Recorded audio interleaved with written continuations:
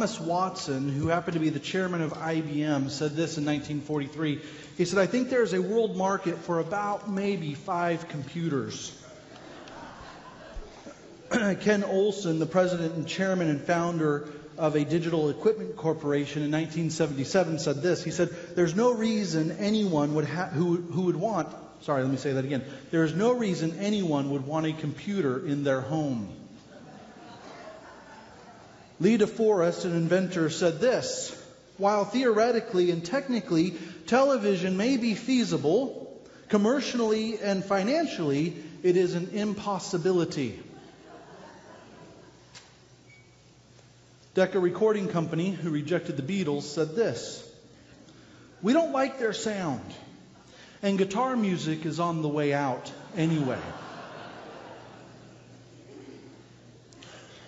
Drill for oil? You mean drill into the ground to try and find oil? You're crazy. These are the workers whom Edwin L. Drake tried to enlist in his first project of trying to drill oil in 1859. How about this one? Albert Einstein in 1932 said, "There is not the slightest indication that nuclear energy will ever be obtainable. It would mean that the atom would have to be shattered at will." "There will never be a bigger plane built," said a Boeing engineer after the first flight of the 247, a twin-engine plane that holds 10 people. How wrong could these people be about the future? I mean, how wrong could they be about the future? Some people cannot see the future very well, can they? As we work through Hebrews chapter 11, and by the way, only a few more weeks to go, we come to this summary, a simple summary of Isaac and Jacob and Joseph. And they're briefly mentioned, and the reason they're briefly mentioned is only to show, like Abraham, that they could see beyond their day.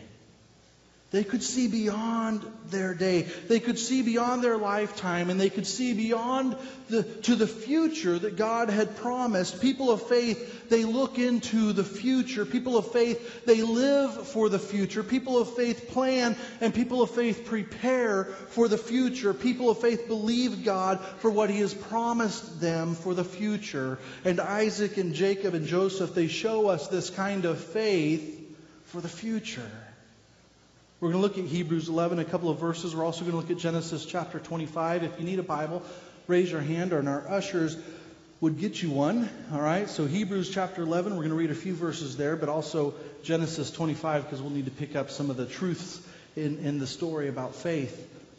Here's the point for today. Faith really is about the future. Faith is about the future.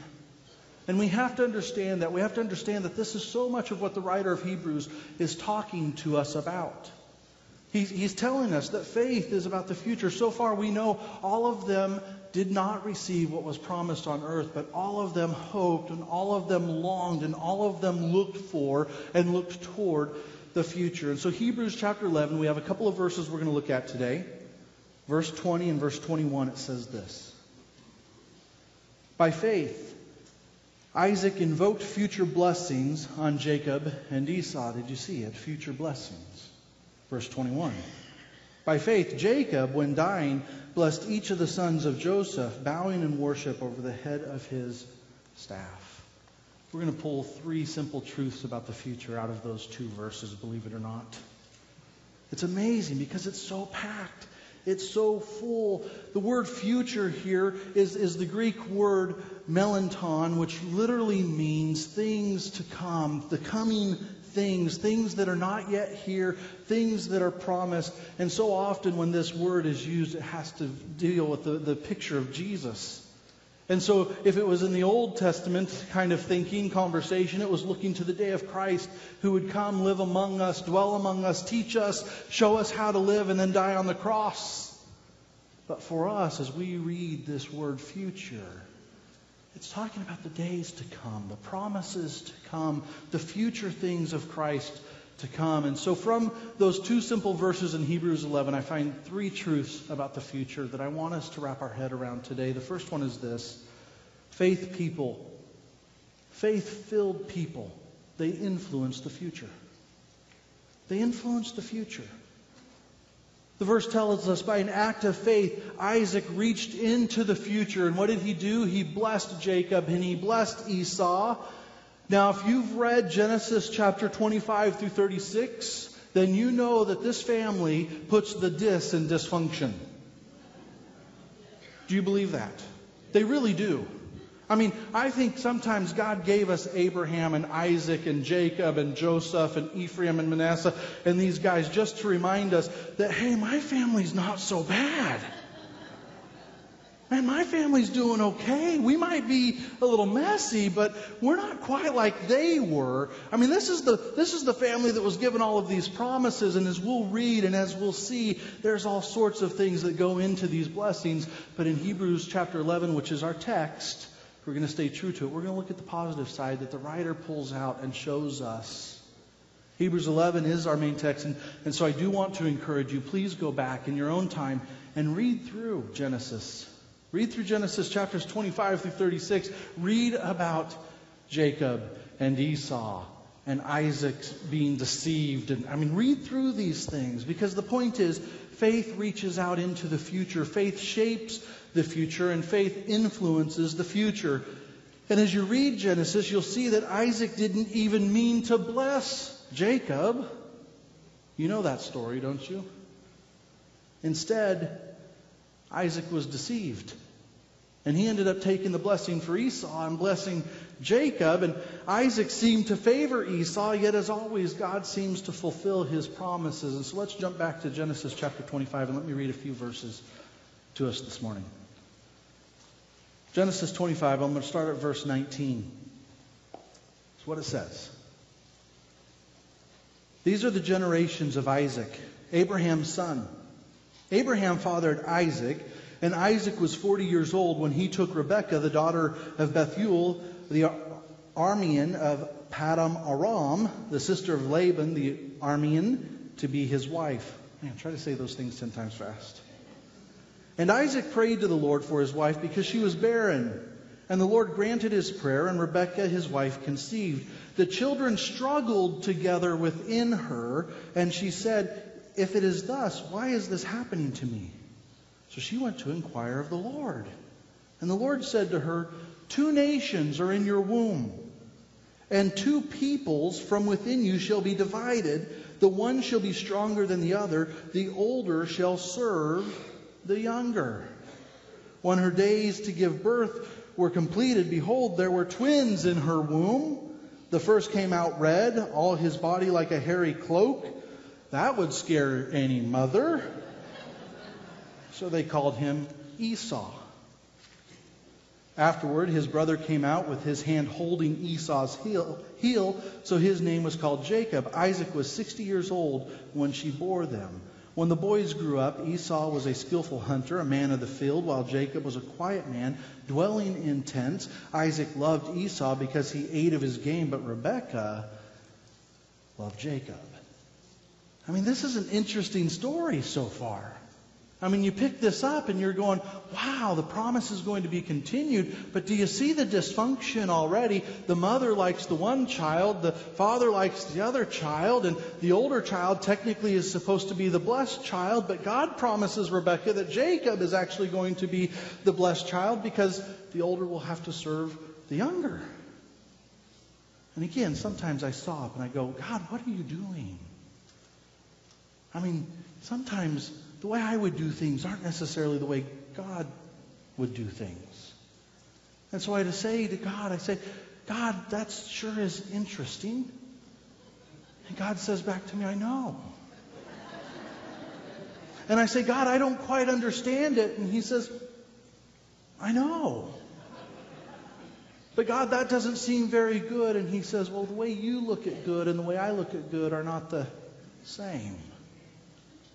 And so here you have this picture, and the truth is this: Isaac still influenced the future.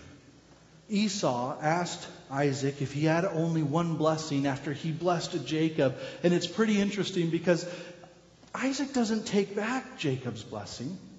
Instead, he gives Esau a different blessing. Let's look at these blessings. Flip over a couple of pages to chapter 27, verse 27. It says this, so he came near and kissed him, meaning Jacob.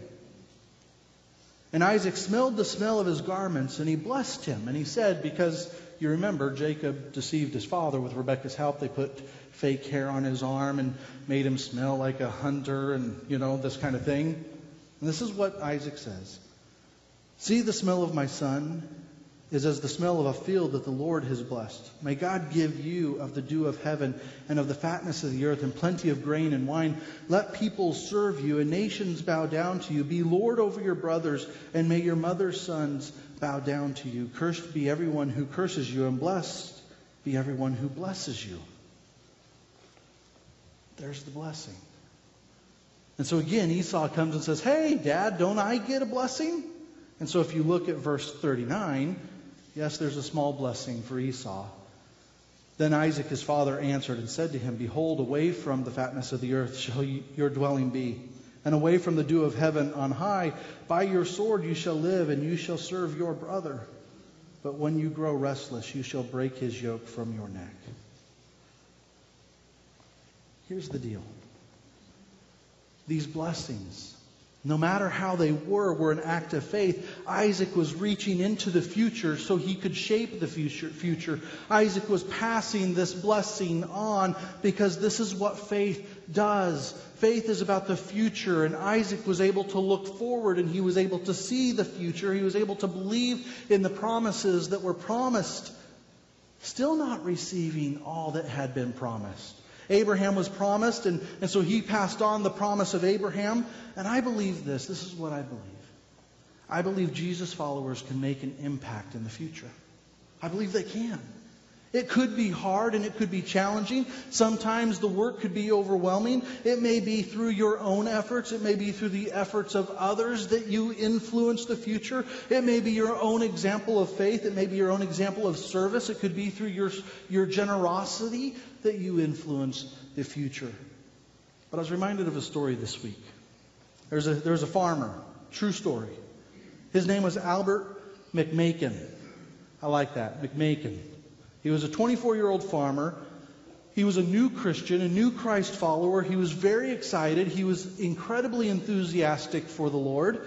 And so Albert would fill his truck with people, the back of his truck with people, and he would take them to church meetings so that they could hear about Jesus. That's what he did. Well, there was a young farmer's son, and so Albert said, you know what, I'm going to get him. I'm going to put him in the back of my truck, and I'm going to get him to go along. And so he would ask this young farmer's son, hey, do you want to come? And the answer was always no. I have too many things going on. I'm too busy. There's other things I'd like to do. And so what Albert decided to do is, I know how to get him. I'm going to ask him to drive my truck. So he asked this young farmer's son, would you drive us into town?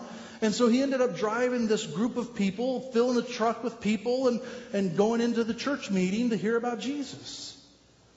It's a pretty incredible story because this guy, this farmer's son, this guy who drove the truck, he went to the first meeting and he liked it. So he went again and he liked it. And he kept going and he was enthralled and he was enticed and he thought, how interesting was Jesus? And so he kept going to these meetings, eventually making a decision to follow Jesus with his life. And in 1934, the young man was called Billy Graham. He was called Billy Graham. And Albert didn't know Billy Graham would speak to more people about Jesus than any other person in history. But Albert was convinced that he could do his part to influence the future. Faith-filled people influence the future. The second truth is this. Faith-filled people bless the next generation. They bless the next generation. By an act of faith, Jacob was essentially on his deathbed. And you know what he does? He decides to bless Joseph's sons with God's blessing. Now you have to go all the way to Genesis 48 to read this. But this is what happens. Genesis 48, listen to this. This is what Joseph says. The God before whom my fathers, Abraham and Isaac, walked, The God who has been my shepherd all my life long to this day. The angel who has redeemed me from all evil. Bless the boys. And in them let my name be carried on. And the name of my fathers, Abraham and Isaac. And let them grow into a multitude in the midst of the earth. Abraham passed the promise on to Isaac, who passed the promise on to Jacob, who passed the promise on to his grandsons. They blessed the next generation. And this is what I believe. Listen, you cannot be held responsible for what the next generation does. You cannot be held responsible for what the next generation does with the blessing, but you are still responsible for passing on the blessing. And so often people say, you know what, I don't know that they'll take care of it. That wasn't your choice. That's not your option. As faith-filled people, you have a responsibility to pass on faith to the next generation. You're responsible for sharing your faith with your children, with your grandchildren. People of faith, they bless the next generation. They pass the baton. And if you're a Jesus follower, then God has called you to make a generation for Him in the next generation.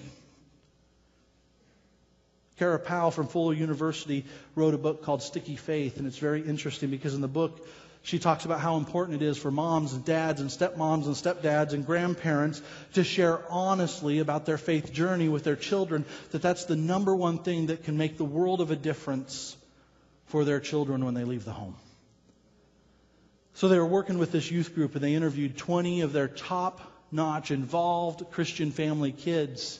And 0 out of 20 could answer this question: how did your parents become Christian? None of them could. If you're a parent, a step-parent, a grandparent, an aunt or an uncle, would you make sure the children in your life know about your faith journey? You have a responsibility to show them honestly, transparently, that it wasn't perfect, it's not easy, that it is a journey, and you are on that journey of faith. Will you show them?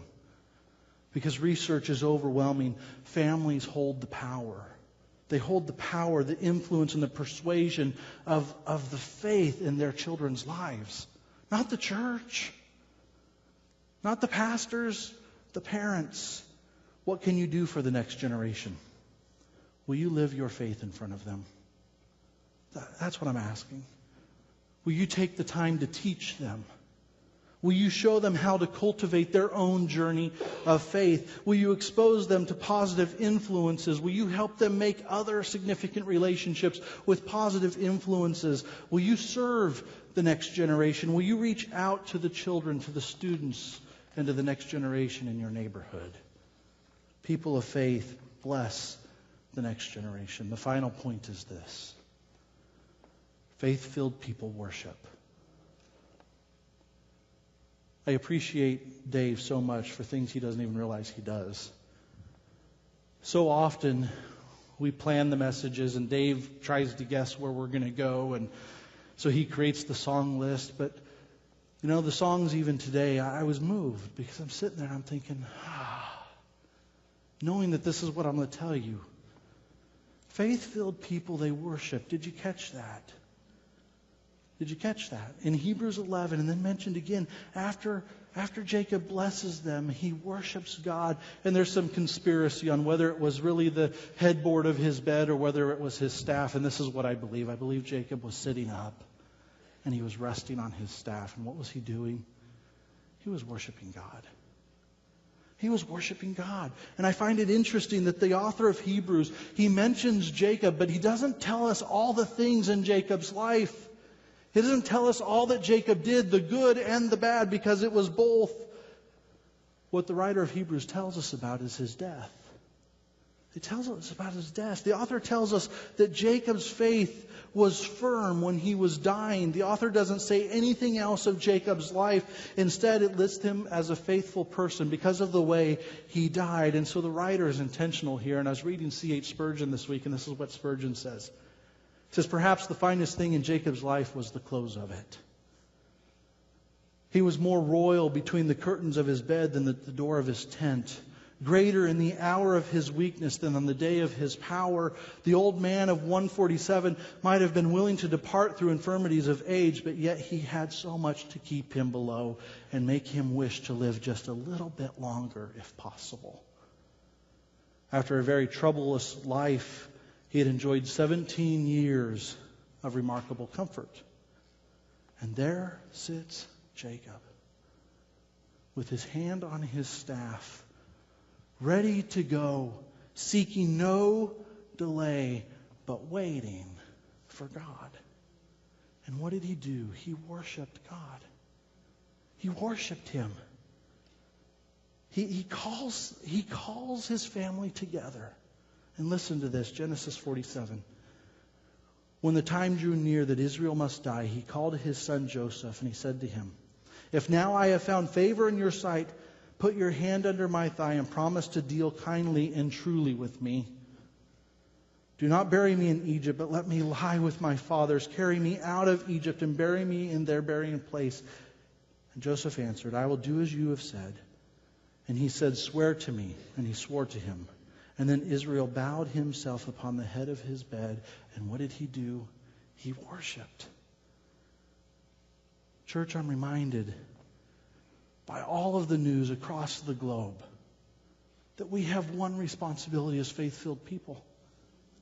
And that is to always keep our eyes fixed on Jesus, to keep our eyes fixed on the cross, to keep our eyes fixed on the goal, the final accomplishment. That's what our responsibility is. And isn't that what the writer of Hebrews has been telling us all along? He's saying, live in the same spirit. He's telling us, don't feel like this is your permanent rest. He's telling us you're an alien and you're a stranger in this country. This is not your native country.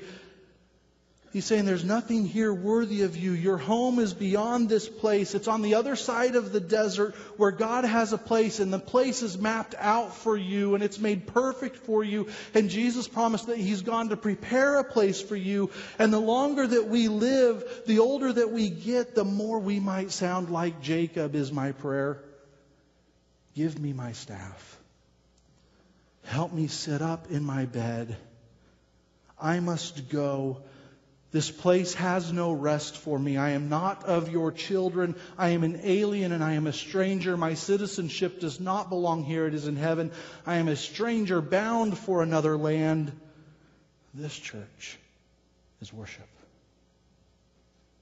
And I would hope and I would pray that faith-filled people would worship God no matter the circumstance.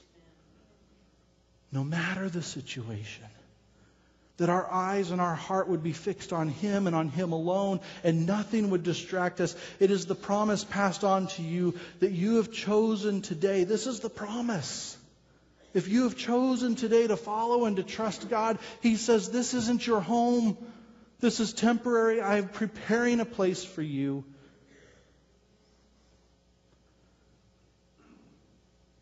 Will you worship? Will you be a blessing to the next generation? Will you influence the future? Martin Luther said this, God our Father has made all things depend on faith, so that whoever has faith will really have everything, and whoever does not have faith will have nothing.